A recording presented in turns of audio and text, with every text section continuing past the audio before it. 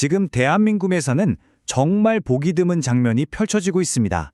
나라의 법을 만드는 국회랑 그 법을 최종적으로 판단하는 대법원이 글쎄요, 정면으로 맞붙은 겁니다.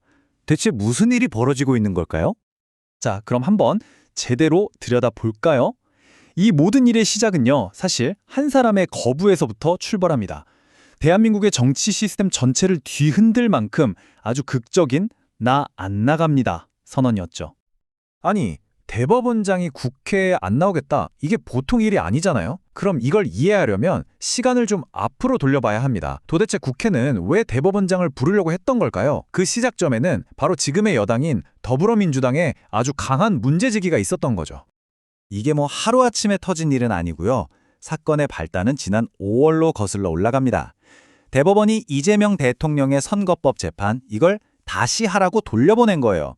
바로 이 판결에 민주당이 그야말로 발칵 뒤집혔고 결국 조희대 대법원장 국회로 나오시오 하면서 이 사태가 최고조에 이르게 된 겁니다. 그러니까 민주당이 왜 이렇게까지 화가 났냐? 그 핵심 주장을 보면요, 이거예요.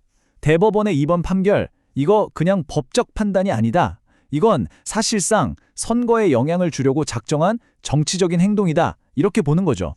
그래서 이걸 선거 개입이라는 아주 강력한 단어로 규정하고 있는 겁니다. 자, 지금까지가 민주당의 입장, 그러니까 공격하는 쪽의 이야기였고요. 그럼 이제 반대편 이야기를 들어봐야겠죠? 방어하는 쪽, 바로 조희대 대법원장입니다. 아니, 도대체 왜 역사상 처음 있는 국회 출석 요구를 거부하면서까지 맞선 걸까요? 그의 무기는요, 놀랍게도 헌법 그 자체였습니다. 그냥 뭐 싫어요, 안 가요 하고 버틴 게 아니에요. 아주 정식으로 자기가 왜 나갈 수 없는지를 조목조목 쓴 공식 사유서를 국회에 딱 보냈습니다. 그리고 그 내용을 들여다보면요, 법과 헌법에 근거한 아주 탄탄한 방어 논리가 세워져 있었던 거죠. 이 물출석 사유, 이게 진짜 핵심인데 한번 보시죠. 첫째, 이런 적이 한 번도 없었다. 현직 대법원장이 특정 재판 때문에 국회에 불려간 전례가 없다는 거고요. 둘째, 사법부는 독립적이어야 한다. 헌법 103조에 딱 나와 있는 원칙이죠. 셋째, 재판 내용은 비밀이다.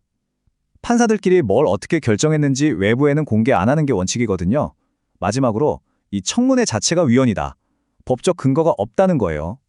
이걸 다 종합해보면 조 대법원장의 주장은 아주 명확합니다. 이건 그냥 청문회가 아니라 민주주의의 근간인 삼권 분립을 무너뜨리는 행위다. 바로 이겁니다. 결국 이 상황을 한 문장으로 정리하면 이렇습니다. 재판도 정치의 일부니까 책임을 져야 한다는 국회의 주장과 어떤 정치적 압력에도 흔들리면 안 된다는 사법부의 독립성, 이 두 개의 거대한 가치가 마치 멈추지 않는 기차처럼 정면으로 꽝 하고 부딪힌 거죠. 자, 이렇게 거대한 싸움이 벌어지면 항상 생각지도 못한 방향으로 불똥이 튀기 마련이죠. 민주당은 대법원장을 압박해서 뭔가를 얻어내려고 했는데 뭐라? 이게 웬걸? 그 파장이 오히려 자신들에게 부메랑처럼 되돌아오고 있는 모양새입니다. 그 부메랑의 증거가 바로 이 여론조사 결과입니다. 지금 보시는 것처럼 리얼미터, 갤럽, 양쪽 다 공통적으로 대통령 지지율이 떨어지고 있는 게 보이죠? 그런데 더 중요한 건 왜 떨어졌냐는 분석인데 전문가들이 공통적으로 꼽는 이유가 바로 이 조희대 대법원장 압박이라는 겁니다. 네, 한 언론사의 분석을 보면 아주 직접적으로 표현하고 있죠. 현 정권 지지율 하락의 원인은 조희대 때리기다. 이렇게 딱 잘라 말하고 있습니다. 그러니까 민주당의 강경한 전략이 오히려 여론의 반감을 사고 있다는 분석인 거죠. 그런데 말이죠. 이 파장은 밖에서만 보이는 게 전부가 아닙니다. 더 재미있는 건 이 싸움이 민주당 내부를 흔들고 있다는 점이에요. 겉으로는 한 목소리를 내는 것 같지만 안에서는 지금 미묘한 균열이 생기고 있다는 신호가 잡히고 있습니다.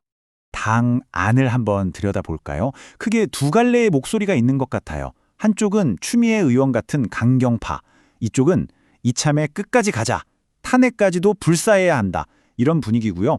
다른 한쪽은 이재명 대통령을 비롯한 지도부인데 이쪽은 이러다가 역풍만 거세게 부는 거 아니야? 하면서 좀 부담을 느끼고 있었다는 분석이 나옵니다. 정말 아이러니한 건 뭔지 아세요?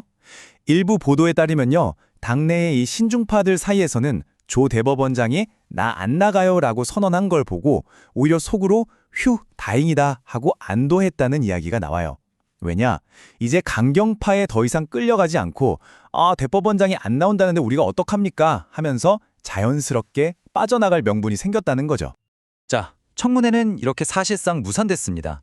그럼 이제 민주당은 어떤 카드를 꺼내들까요? 여기서부터는 이야기가 정말 심각해집니다.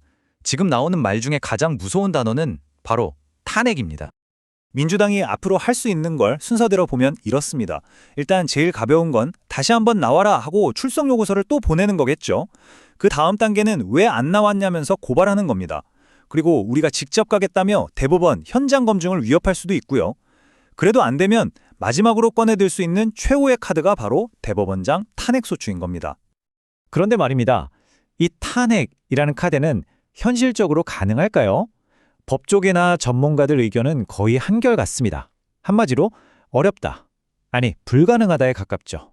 왜냐하면 재판이 좀 늦어진다거나 판결 내용이 우리 편에 불리하다고 해서 판사를 탄핵할 수는 없다는 게 우리 헌법의 기본 정신이거든요. 그런 사유는 탄핵 사유 자체가 되질 않는다는 겁니다.